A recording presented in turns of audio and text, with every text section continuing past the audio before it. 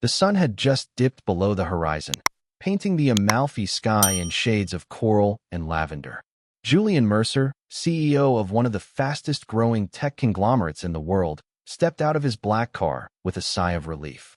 He had just closed a $220 million acquisition in Milan and now, at long last, was checking into the exclusive Vista d'Oro resort for a long weekend of privacy, ocean air, and no boardrooms. The concierge handed him the key card to Villa 14, private infinity pool, sea-facing terrace, full butler service. Just the way Julian liked it. But his phone was buzzing again. A crisis in Tokyo. Supply chain hiccups in Chicago. A cryptic message from his CFO. Call me before Monday. It's important. Julian silenced the phone, tugged off his tie, and headed straight to his villa. Or so he thought. In his usual confident stride, he walked up the cobbled path, waved at a bellhop, and scanned the card without glancing up. Beep. Green light. Door opened. He stepped inside. The smell hit him first, jasmine and vanilla. Not his cologne. Then came the soft hum of music from a nearby speaker.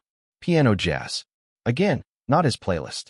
The lights were dim, but enough to make out the shape of a woman in a white robe, standing at the minibar, back turned, pouring something into two glasses. She turned. He froze. She froze. Her eyes widened with disbelief. What the hell are you doing in my room? Julian blinked. She was beautiful, but not in the perfectly manicured, Hollywood glossy way he was used to. She had messy, damp curls, flushed cheeks, and wore no makeup. Her name hit him like a bullet. Clara Hart. The investigative journalist who destroyed his father's pharmaceutical empire 10 years ago. Julian's voice caught in his throat. This is Villa 14, right? No, she snapped. This is Villa 12. She held up a keycard. Mine. And you're trespassing. He looked down at his own keycard. Villa 14. But he had just entered 12. Damn, he muttered. The doors must have been programmed wrong. I didn't mean to. You don't get to oops your way in here, Clara said, already reaching for her phone. I'm calling security. Wait, please, Julian said, raising his hands. Let's not escalate this. It's clearly a mistake. She eyed him suspiciously. You're Julian Mercer. So you do recognize me, he said with a wry smile. How could I forget the man who sued my publisher after I exposed your father's cover-up? That wasn't my call, he said quickly. That was complicated. Clara folded her arms. Is that what you tell your investors too? That your life is just complicated? Julian opened his mouth, then closed it again. She handed him one of the drinks she'd just poured. Here, for the shock. You look like you've seen a ghost. He took it, reluctantly. Now get out before I change my mind, she added. Julian turned to leave, but paused. I'll have the staff fix this. But Clara, what are you doing at a luxury resort like this? She smirked. Wouldn't you like to know? And with that, she shut the door. Julian stood there, staring at the wood paneling, his mind spinning. Of all the rooms, of all the resorts, of all the people he could have walked in on, why her? And why now? But one thing was clear. This weekend just got a lot more complicated. Julian lay awake that night in his own villa, staring at the ceiling. The sea breeze carried through the open balcony doors, but even the rhythmic crash of waves couldn't quiet his thoughts. Clara Hart. The last time her name had crossed his path, it had been on the front page of every business paper in America. Her exposé had unraveled the Mercer family's reputation, showing the world how his late father's pharmaceutical company had covered up harmful side effects of a popular drug. The fallout nearly bankrupted the Mercers, and Julian had spent years clawing back a name worth something again. Now she was here, in the villa next door, drinking whiskey and glaring at him as though he was still 25 and hiding behind his father's legal team. The next morning, Julian tried to reset. He ordered breakfast to his terrace, opened his laptop, and dove into emails. But concentration was impossible. Every time he thought about quarterly projections, Clara's face flashed in his mind. Sharp eyes, sharper words. By noon, the resort lobby was buzzing with arrivals. Julian had a meeting set with a potential investor, a discreet lunch away from headlines. He dressed in a casual linen shirt, strolled downstairs, and as he turned the corner to the dining hall, fate struck again. Clara was there, not in her robe this time, but in a fitted navy dress, notebook in hand, interviewing a silver-haired man Julian immediately recognized, Robert Latchfield. a hedge fund manager whose billions made or broke companies overnight. Julian stopped in his tracks. Latchfield was the very man Julian hoped to win over this weekend. And Clara was already sitting with him. Their eyes met across the room. Hers narrowed. His jaw clenched. Julian Mercer. Latchfield boomed, waving him over. What a surprise. Come sit. You know Clara? Julian walked forward, masking his irritation with a polished smile. Yes, we've met. Clara's smirk was laced with challenge. Quite recently, in fact. Latchfield chuckled, oblivious to the tension. Small world, isn't it? Julian slid into the chair opposite them. His instincts screamed that Clara wasn't here by accident. She was chasing a story, and whatever it was, it had somehow led her straight into his path. And worse, into the ear of the one investor he couldn't afford to lose. So, Julian, Clara said sweetly, her pen poised over her notebook. What brings you to the Vista d'Oro this weekend? Business or pleasure? Her tone made it clear. She wasn't just asking. She was baiting him. Julian forced a calm smile. A little of both. Though I was hoping for more pleasure until you started asking questions. Latchfield roared with laughter, but Clara didn't blink. She just scribbled something in her notebook. Julian's stomach tightened. Whatever she was writing, he knew one thing. It wasn't going to make his life easier. And as lunch carried on, one thought haunted him.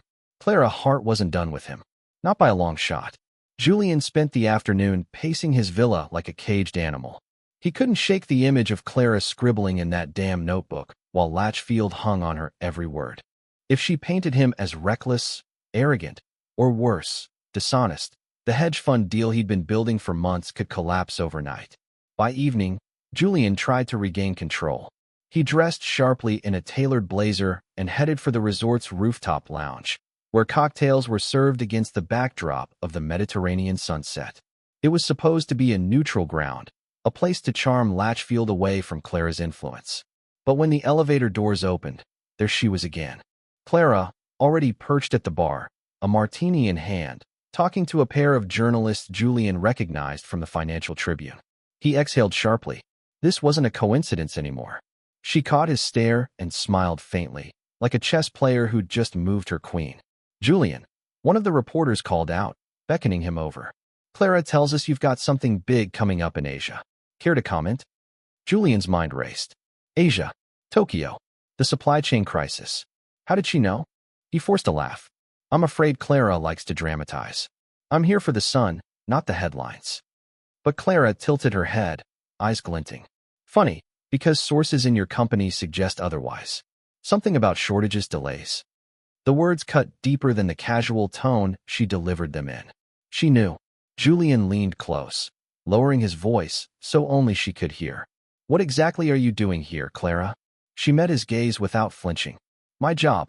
Investigating. Exposing. You of all people should know I don't back down.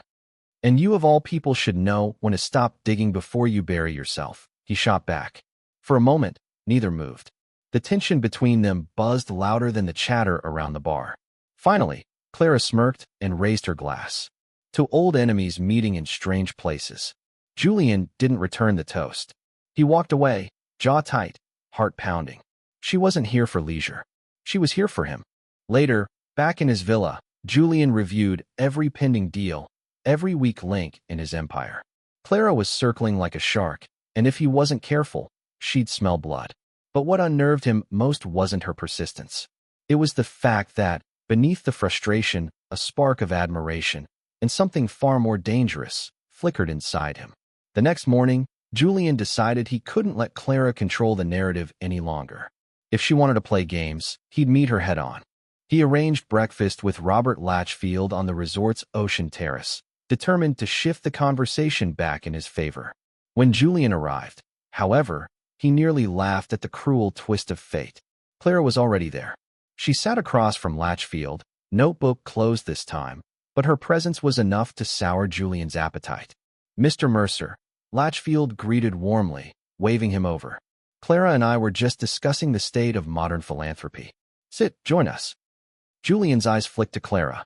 She gave a polite smile, but her gaze lingered on him like a silent dare. He pulled out a chair, sat down, and forced a cool smile. Always happy to talk about giving back. The meal began with small talk. investments, the state of the global economy, charity galas. Julian answered smoothly, projecting confidence.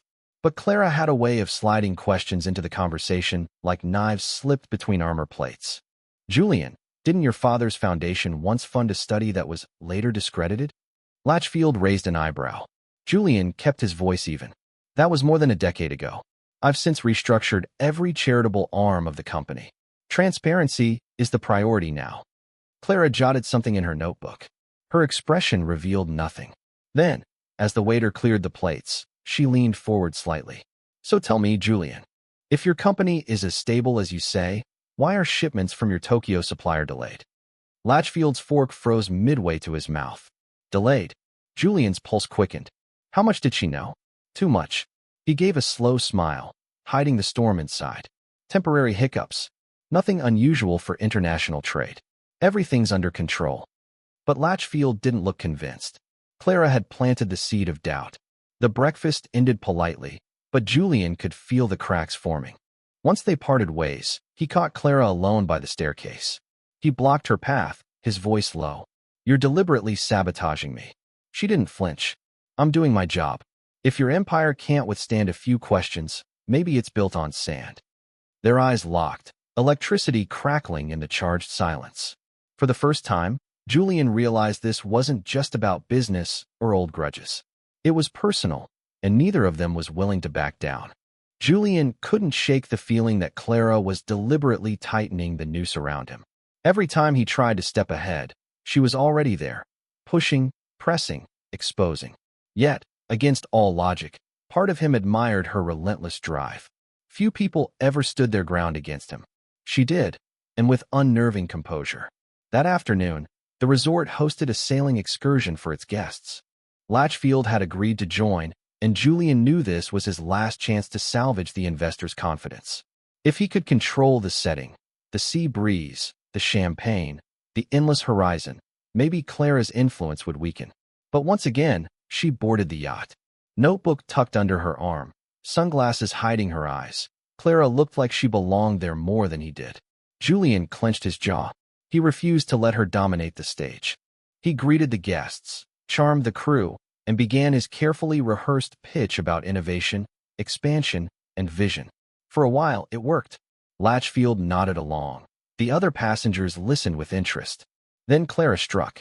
Julian, she said suddenly, loud enough for the small crowd to hear. Your company's latest factories in Indonesia. How do you justify the working conditions there? The words hit like a cannonball. Conversations froze. Heads turned. Latchfield's expression tightened. Julian felt the heat rise in his chest. We've invested millions in safety standards. If you're referring to rumors. Not rumors, Clara cut in. Reports. I've spoken to workers. Their stories don't match your press releases. A hush fell. Even the waves seemed to pause. Julian steadied himself. Then perhaps you should share those reports with me before accusing me in public. Her lips curved into the faintest smile. Oh, I plan to. The yacht sailed on, but the mood had shifted. Julian retreated to the bow, staring out at the horizon, fury knotting in his stomach. She wasn't just threatening his business. She was dismantling his carefully rebuilt reputation, piece by piece. And yet, when the boat docked and Clara passed him on the pier, their shoulders brushed, and the spark that shot through him wasn't anger. It was something far more dangerous. He told himself it was hatred. But deep down, he knew that wasn't the whole truth. That night, a storm rolled in off the coast. Rain lashed against the resort's windows, palm trees bent under the wind, and thunder shook the cliffs. Most guests stayed inside their villas, but Julian found himself wandering the dimly lit corridors, restless, his mind consumed by Clara's accusations. He hated her for cornering him in front of Latchfield. He hated her for digging into the past he had worked so hard to bury. But above all, he hated that he couldn't stop thinking about her. When he rounded the corner toward the lounge, he nearly collided with her. Clara stood there, drenched from the rain, her curls plastered to her face. She held her notebook tight to her chest like a shield. Following me now? Julian asked, voice sharper than he intended. Don't flatter yourself, she shot back. The Wi-Fi in my villa went out. I needed a connection. Lightning flashed outside, illuminating the tension between them. For a moment, Neither spoke. Then Julian noticed her shivering. Without thinking, he shrugged off his jacket and held it out. Clara blinked. "You're joking." "Don't be stubborn," he muttered. "You'll catch pneumonia." She hesitated, then took it. Their fingers brushed, and the brief contact sent a jolt through him. They ended up in the empty lounge, sitting across from each other as rain hammered the windows. Clara finally broke the silence. "You think I enjoy this? Exposing people like you?" Julian leaned forward. "Don't you?" Her eyes flickered. "No, but someone has to hold men like you accountable." His jaw tightened. "Men like me? You don't know me, Clara. You know headlines. You know mistakes my father made, choices I didn't even agree with." She studied him, her expression softer now. "Then prove it. Show me you're not just another Mercer chasing profit at any cost." For once, Julian had no clever reply.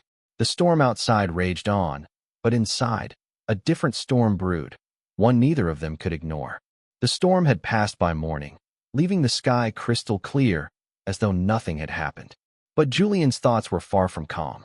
The memory of Clara wrapped in his jacket lingered in his mind, more dangerous than any of her accusations. Over breakfast, his phone buzzed with a flurry of messages. His assistant in New York, his legal counsel, his communications director. One headline had already gone live. Mercer Tech facing labor abuse allegations in Indonesia. Julian's blood ran cold. Clara hadn't wasted time. The timing was too perfect. Right after the yacht confrontation, right after Latchfield had seemed doubt for himself. He slammed his phone down, pacing the terrace. The story was everywhere. Investors were calling. Stock price dipping. Deals teetering on collapse. And Clara Hart was at the center of it. He found her by the resort pool, laptop open, coffee by her side, the picture of calm. She didn't even look up when he approached. "You leaked it," he said, voice low and sharp. She closed her laptop slowly, meeting his gaze. "I published it. That's what I do." Julian's fists clenched. "You blindsided me. You could have asked for a response." "I did," she interrupted. "On the yacht. You brushed it off as rumors. I gave you the chance to speak. You chose not to." Her words stung because they were true, but anger still boiled in his chest. "Do you realize what you've done? Billions in value wiped out overnight. Thousands of employees could lose their jobs because of your crusade." Clara stood, facing him squarely. If jobs depend on exploitation, then maybe they shouldn't exist in the first place. Julian's throat tightened. He wanted to argue, to dismantle her logic, but instead he saw the fire in her eyes. Not malice, but conviction. She genuinely believed she was doing the right thing. And for the first time, Julian wondered, what if she was right? Still, one fact remained. She had just become his most dangerous enemy. And yet, dangerously, he found himself drawn closer. Because somewhere deep inside, he didn't just want to fight Clara Hart. He wanted to understand her. Julian shut himself inside his villa for most of the afternoon, phone glued to his ear. Every call was the same. Panic from New York, sharp questions from Tokyo, nervous investors in London. The stock was dropping faster than he could contain it, and every news outlet had Clara's article splashed across their front pages. For years, Julian had built his reputation as the clean Mercer, the one who had restored integrity after his father's scandals. And in a single night, Clara Hart had torn open the cracks he thought he'd sealed forever. By sunset, he couldn't take it anymore. He had to face her. He found her in the resort's small library, curled into an armchair, laptop open, the glow of the screen lighting her determined face. For a moment, Julian just watched her. The intensity in her eyes, the way her fingers flew across the keyboard. She was relentless, fearless. And God help him, he respected it, even as it threatened to ruin him. He cleared his throat. "Enjoying yourself?" Clara looked up, her expression unreadable. "I don't enjoy it, Julian. Contrary to what you think." He stepped inside, closing the door behind him. "Then why? Why keep coming after me?" She leaned back, folding her arms. "Because you're powerful, and powerful men rarely get questioned. My job is to ask the questions no one else dares." Julian moved closer, his voice low. "You think you're the only one who's ever challenged me? You're not. But you are the only one who's ever made me wonder if maybe I deserved it." That caught her off guard. Her eyes softened for the first time. "Do you?" He exhaled, running a hand through his hair.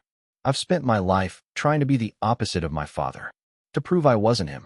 But maybe chasing growth at all costs makes me no different. Silence stretched between them, heavy but intimate. The storm outside was gone, but a storm still raged inside both of them. Clara finally spoke, her tone quieter now. Then let me help you. Show me you want to do better. Give me access. Let me see the inside of Mercer Tech, not the PR version, the real thing. Julian studied her. She wasn't mocking him. She wasn't baiting him. She was offering something he hadn't expected, a chance. You'd write it your way, he said cautiously. I'd write the truth, she replied. Good or bad. The idea terrified him. But at the same time, something in his chest eased. Maybe transparency was the only way forward. He took a step closer. They were barely a foot apart now. And if the truth ruins me? Clara held his gaze steadily. Then at least it will be honest. For a moment, neither of them moved. The air between them shifted, tension transforming into something heavier, more dangerous. Julian's hand brushed against hers on the armrest, and neither of them pulled away. Finally, Clara broke the spell. She stood abruptly, shutting her laptop. Think about it, Julian. Decide what kind of man you want to be. And she walked past him, leaving him alone in the dim library, haunted by her words, and by how much he suddenly wanted her to believe in him. Julian barely slept that night. He lay awake listening to the sea pounding against the cliffs, Clara's words echoing louder than the waves. Decide what kind of man you want to be. For most of his career, he had lived by one rule: win at any cost. But now, with his empire teetering and Clara staring him down like the last honest judge he'd ever face, Julian felt something he hadn't in years: doubt. By morning, he was in full damage control mode. His communications director patched him into a crisis call. Julian, we need a statement. Deny everything. Threaten legal action. Discredit the sources. He glanced at his reflection in the mirror, tailored suit, perfect tie, flawless mask of confidence. But for the first time, he hated what he saw. Discrediting Clara might save his stock price, but it would also prove her right, that he was no different from his father, covering rot with polish. Draft the statement, he said finally. His voice was flat. But don't release it yet. After the call, Julian headed down to the terrace. To his surprise, Clara was already there, sipping coffee, watching the horizon as though she owned it. You look like hell, she remarked without turning. Good morning to you too, Julian muttered, sliding into the chair opposite. I had a crisis call at dawn. Let me guess. Your PR team wants to paint me as the villain. He didn't answer, which was answer enough. Clara's smirk faded. You're really going to do it? Julian leaned forward, his eyes locking onto hers. I don't want to, but my board expects blood. And if I don't fight back, they'll replace me with someone who will. Clara studied him, her expression unreadable. So that's your choice. Power over truth. The accusation stung. It's not that simple. Of course it is, she shot back. You either stand for something or you don't. Julian slammed his palm against the table, startling a nearby waiter. You think it's easy? You think I haven't spent years fighting to be better than the man whose mistakes ruined everything? My father poisoned people to protect his profits. I swore I'd never become him. But now, his voice broke off, raw. Now I don't even know if I'm succeeding. The fire in Clara's eyes softened, just slightly. For the first time, she saw not the polished CEO, but the fractured son behind the empire. Then prove it, she said quietly. Not to me. To yourself. Don't fight me with lawyers and PR. Fight me with the truth. Julian stared at her, chest heaving. The logical part of him screamed that she was his enemy, the woman dismantling his legacy. But another part, deeper, quieter, whispered that maybe she was the only person brave enough to hold him accountable. And strangely, that made him want her more. He leaned back, forcing himself to breathe. You're infuriating, he muttered. Clara smirked faintly. So I've been told. For a long moment, they just sat there, the tension between them shifting into something less hostile, more complicated. The battle lines weren't as clear anymore. Julian realized then that this was no longer about investors, headlines, or even his empire. It was about who he was when the facade cracked, and whether Clara Hart would see a man worth believing in. Julian stood at the edge of the terrace that evening, the sky burning with shades of gold and crimson as the sun melted into the horizon. For the first time in years, he felt like he was standing on a cliff inside himself. One step forward would mean falling into the unknown. One step back would mean clinging to everything he'd built but never truly believed in. Behind him, the door slid open. Clara stepped out, hair loose, notebook absent. For once, she wasn't the journalist. She was just Clara, the woman who had haunted his past and now stood unshakably in his present. "You missed the gala dinner," she said softly. "Your investors noticed." Julian gave a bitter laugh. "Let them. I've spent my whole life showing up for the wrong people. Tonight, I'm showing up for myself." Clara moved closer, her eyes searching his face. "So, have you decided?" Julian turned to her, and for once, there was no mask, no boardroom confidence. Just honesty. "I can bury the story, discredit you, and keep my empire intact. Or," he hesitated, then let the words fall like stones from his chest. "Or I can face the truth. Own it. Risk losing everything. But maybe, for once, do the right thing." Clara's expression softened, but she said nothing. She was giving him space to make the choice himself. Julian pulled his phone from his pocket. His communications director had sent him the final draft of the denial statement. One tap, and it would go live. He stared at the glowing screen, thumb hovering over the button. Then, with a sharp breath, he deleted it. Instead, he opened a new message and typed, "Prepare a press release. We acknowledge the problems in our supply chain. Full transparency. Immediate reform. I'll lead it personally." He hit send before fear could stop him. When he looked up, Clara was watching him closely, surprise flickering across her features. "You just destroyed your stock price," she whispered. "Maybe," Julian admitted, "but I might have saved my soul." Silence stretched between them, filled only by the crash of the waves below. Finally, Clara stepped closer, her hand brushing his. "That's the man I wanted to see." For a moment, Julian let himself breathe. The empire might crumble. Investors might walk. But strangely, he felt lighter than he had in years. "Careful, Clara," he said with a faint smile. "If you keep humanizing me, people will think you like me." She smirked. "Don't push your luck." But her hand stayed in his. As darkness settled over the Amalfi coast, Julian realized his life would never be the same. The headlines tomorrow would be brutal. The board would scream for his head. Yet, standing beside Clara Hart, his fiercest enemy, his most unlikely ally, he knew he had chosen the harder path, the honest path, and for the first time, he wasn't afraid. The next morning, the resort buzzed with whispers. Guests scrolled through their phones at breakfast, murmuring over fresh headlines. Julian Mercer admits fault, promises full reform. Mercer Tech shares plummet 12% overnight. Clara Hart's exposé forces CEO to break silence. Julian sat alone on the terrace, coffee cooling untouched beside him. The damage was real. His stockholders were furious, the board demanding emergency meetings. But beneath the storm of criticism, something unexpected flickered: respect. Messages poured in from former employees, advocacy groups, even government officials. For the first time, people weren't just calling him a ruthless CEO. They were calling him brave. The door slid open behind him. Clara walked out, tablet in hand, expression careful. "You've made the front page everywhere," she said. "I gathered," Julian muttered, gesturing to the phone he'd silenced hours ago. Clara hesitated, then sat across from him. "How do you feel?" Julian considered the question. "Tired, exposed, but also strangely free. Like I just jumped off a cliff. No parachute." Clara gave a small smile. "Maybe you'll learn how to fly." For a while, they sat in companionable silence, listening to the waves. It struck Julian how surreal this was. The woman who once tore his family name apart now sitting across from him, not as an adversary, but almost an anchor. Finally, she said quietly, "I didn't expect you to actually do it. Most men in your position would have fought me until the last bullet." Julian studied her, his voice low. "Maybe I was tired of fighting the wrong battles." Their eyes locked, and for once, there was no hostility, no agenda. Just two people caught in the aftermath of a storm neither had planned, but both had survived.